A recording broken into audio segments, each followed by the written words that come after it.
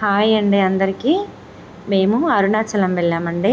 అక్కడ ఇట్లా నెయ్యి వత్తులు దీపం వెలిగించుకొని స్వామివారికి చూపించి ఒక కొబ్బరికాయ కొట్టి ప్రదక్షిణ చాలు చేసామండి. ఇది మూడోసారి అండి. 2 సార్లు వెళ్ళినప్పుడు పౌర్ణమి ఏం కలిసి రాలేదు. ఈసారి పౌర్ణమి కలిసి వచ్చింది మాకు. ఇంకా పౌర్ణమి రోజు చేయాల్సిందే అని చెప్పి నేను కూడా చేశాను. మా పిల్లలు, మా కోడలండి, చిన్న పాప 7 ఇయర్స్ పాప, మా కోడలు కూడా 14 కిలోమీటర్లు నడిచిందండి. అంతా స్వామివారి అనుగ్రహమే. ఆ శివయ్య అనుగ్రహం లేకుండా మనం అరుణాచలంలో కాలు కూడా పెట్టలేమండి. ఇదిగో ఇది గిరి ప్రదక్షిణ మ్యాప్. ఇక్కడ దిష్టి తీయించేసుకుంటే మంచిదంటే మా పిల్లలకు దిష్టి తీయించాము. ఇంకా దారిలోనే నడుస్తుండగా మధ్యాహ్నం అయిందండి.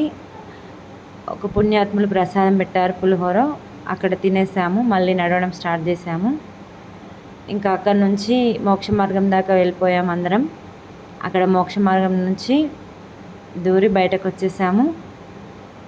ఆయన అక్కడ అణువుల అరుణాచలంలో ఆ శివయ్య లీలలేనండి. ఆ మోక్ష మార్గం నుంచి ఎంతటి లావు వల్లైనా బయటకు వెళ్ళడం అది స్వామివారి అనుగ్రహం. అక్కడ కాలు పెట్టాలన్నా మనకు అదృష్టం ఉండాలంట. ఆ దేవుడు మాకు అదృష్టం 3ఓసారి కూడా ఇచ్చాడు. ఆ గిరి ప్రదక్షిణ పూర్తి చేసుకొని ఇంకా దర్శనంకి వెళ్ళొచ్చామండి. స్వామివారి గుడి ఇలా ఉంటుంది, 9 గోపురాలతో. మీతో షేర్ చేసుకోవడానికి నేను చిన్న వీడియో తీశాను. ఓకే ఫ్రెండ్స్, బాయ్ మరి.